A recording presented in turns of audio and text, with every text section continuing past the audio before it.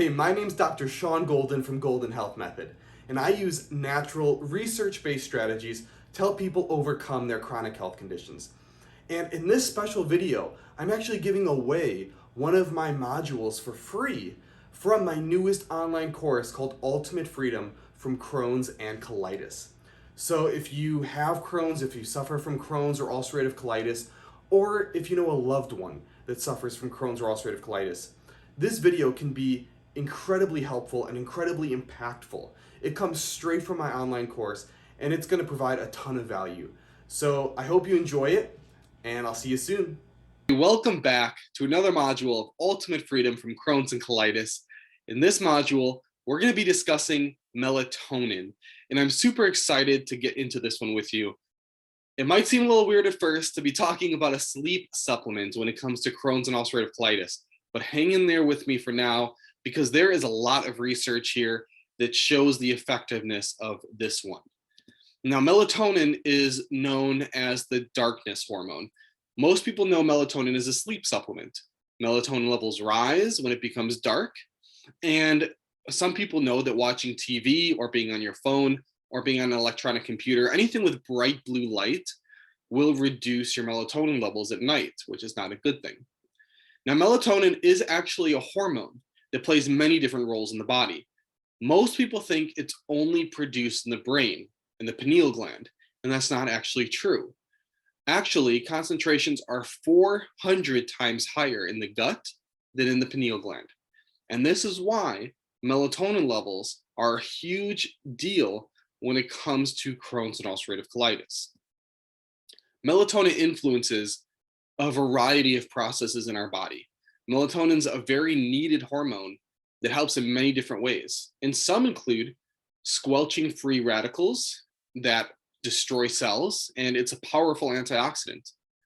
It is involved in bone formation and protection, in reproduction and in menopause, in cardiovascular protection, in immune regulation, helps protect the brain and the gastrointestinal tract, and has oncostatic effects, which means it helps to halt the spread of some cancers.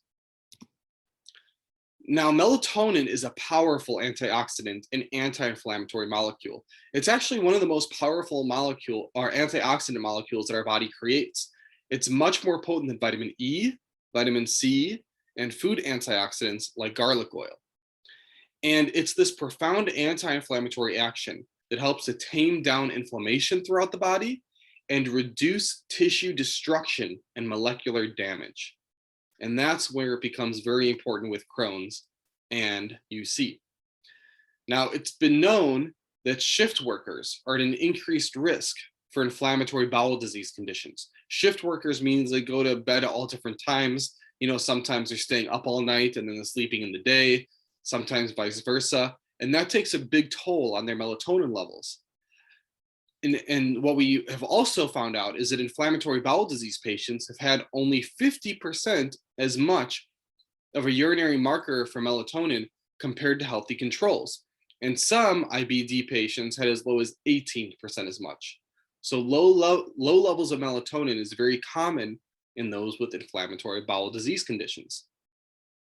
After recognizing the potential of low melatonin to influence gut health, researchers started testing it on mice.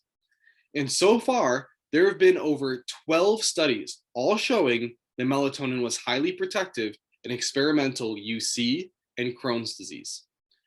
Now, melatonin reduces inflammation and damage through many different mechanisms, technically through reducing TNF alpha, NFKB, INOS, HMGB1, TLR4, IL-17, IL-6, myeloperoxidase, MMP9, and MDA. All potent markers of chronic inflammation and tissue damage. If you want more information on the technicalities, again, refer to the PDF documents.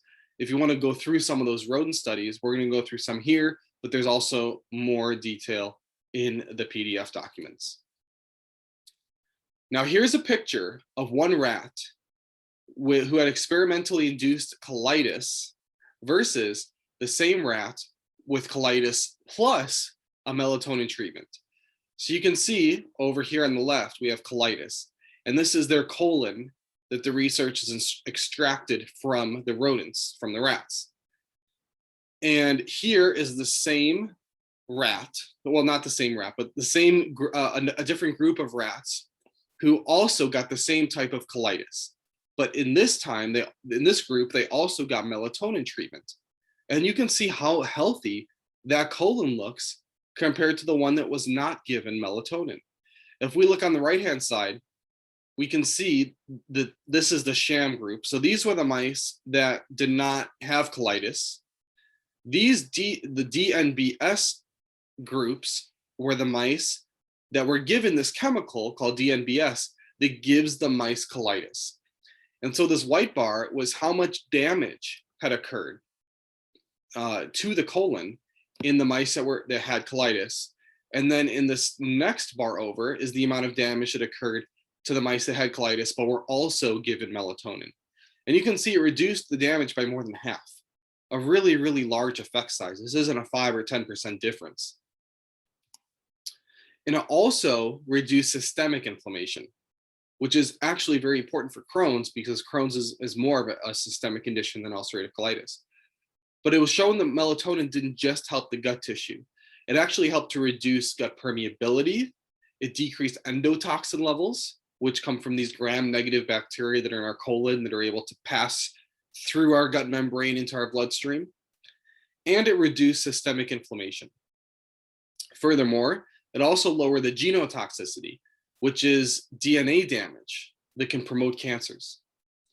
This means, in general, that it helped to seal up the gut, it prevented bacteria from getting into the bloodstream, it lowered inflammation throughout the body, and it prevented DNA damage. Really, really significant effects for one single nutrient. Now, what about melatonin versus a standard drug? In 2 studies, researchers compared melatonin to a type of standard medication for Crohn's and UC, which is in the 5-aminosalicylate category. The brands for the 5-aminosalicylates are Lialda, Aprisio, Delzacol, Azicol, Pentasia, Dipentum. All of those are going to be 5-aminosalicylates. And what they found was that high-dose melatonin was just as effective as the standard medication at reducing damage to the colon and the colon cells. If we look at this table here from that study, we can see that in the model group, which is the colitis or the colon inflammation group, they had a lot of macroscopic damage. And then in the standard drug, the 5-aminosalicylate, that damage went down quite a bit. And the melatonin groups, as they kept increasing the dose for melatonin, the damage kept getting less and less. And the highest melatonin dose had damage that was just about equivalent to the standard drug. So it worked about just as well. Just like vitamin D, the dose for melatonin makes a big difference in the rodent studies. The low dose helped, but only the high dose helped as much as the standard medication. This dose response effect was found in every single rodent study where they tested it. Higher doses always worked better. Does it also work in humans? That's a good question. How well it works in humans is really what matters. Luckily, clinical trials have been done with melatonin. And in these clinical trials, melatonin was able to drastically reduce the abdominal pain, improve overall IBS scores, increase the overall quality of life, dramatically reduce signs of inflammatory infiltration, make the colonic mucosa macroscopically look normal, keep C-reactive protein levels low, which is a marker of inflammation, and helped patients remain in remission. Those sound like amazing benefits for one single supplement. I would encourage you to look at those clinical trials for yourself in the PDF document that's attached to this video, to this module. All of those clinical trials are laid out one after another, and you can see in quotes the exact results that were gotten. So what about the dose? So melatonin is proving to be a fantastic addition to those with inflammatory bowel disease, Crohn's, and UC. They were able to achieve these effects with a relatively low dose, with a 3 to 5 milligrams per night. The high dose rodent studies would translate to a human dose of about 45 to 140 milligrams per night, depending on which particular study you're talking about and how much the person weighs. These doses are a lot higher than what were used in the clinical trials. Again, they used around 3 to 5 milligrams in the clinical trials, whereas the best effects from the rodent studies would translate to a human dose of around 45 to 140 milligrams. So, speaking of these high doses that might be more beneficial, is that even safe? Well, melatonin is extraordinarily non-toxic. Some rodent studies couldn't even find a dose that induced toxicity. In one human study, 1,000 to 6,600 milligrams of melatonin was given each night for over a month and found that all findings were normal and there was no toxicity whatsoever. The only side effect was drowsiness. That was usually during the beginning of the month. Again, no side effects were reported in another clinical trial in which 1,400 women were given 75 milligrams of melatonin nightly for 4 years. No side effects. In another trial, when patients were given 1,000 milligrams of melatonin per day for 1 month, there were no adverse effects at all, except all the patients complained of persistent sleepiness, most marked during the first week of receiving melatonin. So some people are concerned about melatonin lowering testosterone levels because in some rodents, this can happen with melatonin. However, rodents, it doesn't happen to all rodents, and the particular rodents it does happen with are known to have wide fluctuations in testosterone depending on the amount of light that they get outside, which is not similar to humans. But when 12 men were given 100 milligrams of melatonin nightly for 8 days, there was no change at all in testosterone levels. In another trial, they gave severely ill ALS patients 300 milligrams of melatonin daily for 2 years without any adverse effects. However, there is one side effect to high dose melatonin. In a trial, 80 and 240 milligrams of melatonin increased plasma prolactin levels, but did not change luteinizing hormone, testosterone, or thyroid stimulating hormone. So what's the deal with prolactin? Well, this increase in prolactin is likely the reason for the main side effect with high dose melatonin, which is reduced libido. Most people are drowsy when they first start high dose melatonin. And that's obviously another side effect. And one last caution is that melatonin may worsen rheumatoid arthritis. So avoid melatonin if you also happen to suffer from rheumatoid arthritis. Now, going back to the libido thing. Well, I'll get back to that in a second. But like everything else, always make sure you work with your medical provider before changing supplements. If you want essentially a side effect-free dose, then choose the regular 3 to 5 milligrams or even up to 10 to 20 milligrams to mimic what was used in the clinical trials. And by side effect-free, I mean that those doses usually don't mess with libido, which is essentially the only side effect that was determined in all those studies. If you want to experiment with higher dose melatonin, which could be worth a try at least for a short period of time to allow things to heal, you could still start with 3 to 5 milligram each night, 1 to 2 hours before bed, and this will allow you to get used to any morning grogginess. And then what you can do is slowly increase your dose to the desired level, which could be anywhere from 45 to 140 milligrams to mimic the rodent studies that got the best results, while giving some time to adjust to each increase in dose. For example, you can increase the dose by 5 milligrams each week. Now, you don't have to do it this way. If you start with a high dose, it's not going to do any harm, but it could make you very groggy or it could mess with your sleep a little bit for a few days.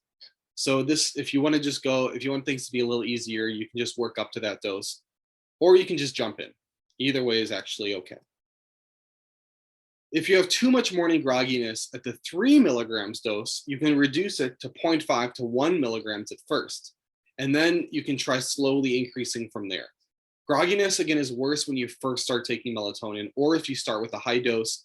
So if you start melatonin and you're like, wow, I'm really sleepy when I get up in the morning, I hate this, I want to stop right now, Just know that if you stick with it, the grogginess usually does fade. Give it a week or two, and then maybe reevaluate.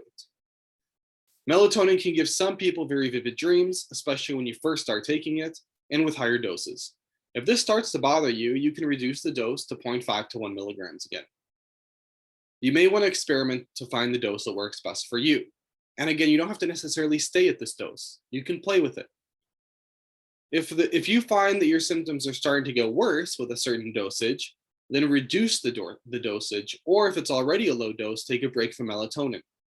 The reason I say this is because one case report said that the person achieved remission as soon as they stopped taking the melatonin, but got an increase in symptoms when they were on melatonin for a few days.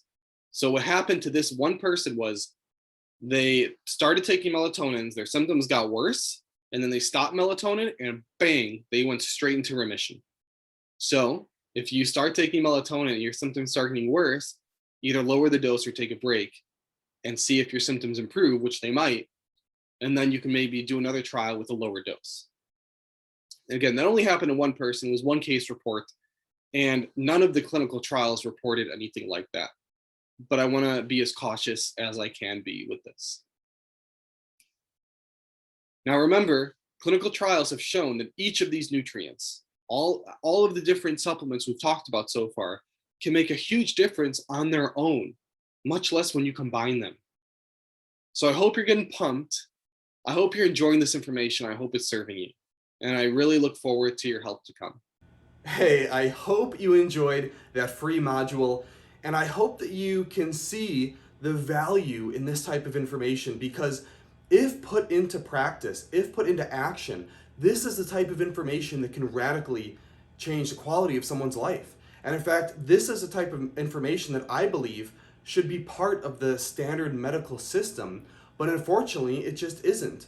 There's so many people suffering on a daily basis with Crohn's and ulcerative colitis that could benefit from this type of information. And to help you out even more, I'm actually giving away a free 3-part video series, just like you saw right now, where I go over 3 natural, research-based strategies that can help people gain freedom from their chronic Crohn's or ulcerative colitis. So if you want to gain access to that video series while it lasts, make sure you go to the description below and click the link that's there, and it'll take you straight to that free 3-part video series. Now, if you also know somebody who would benefit from this particular video or benefit from that free video series, make sure you share this with others. If you know someone in particular that would benefit from this, make sure you show it to them, because you can be the deliverer of hope, and you can be part of the process that improves the quality of someone else's life. So make sure you share this. If you want future episodes or you want to be updated, make sure you hit subscribe or click the like button below. It was great talking with you today, and take care.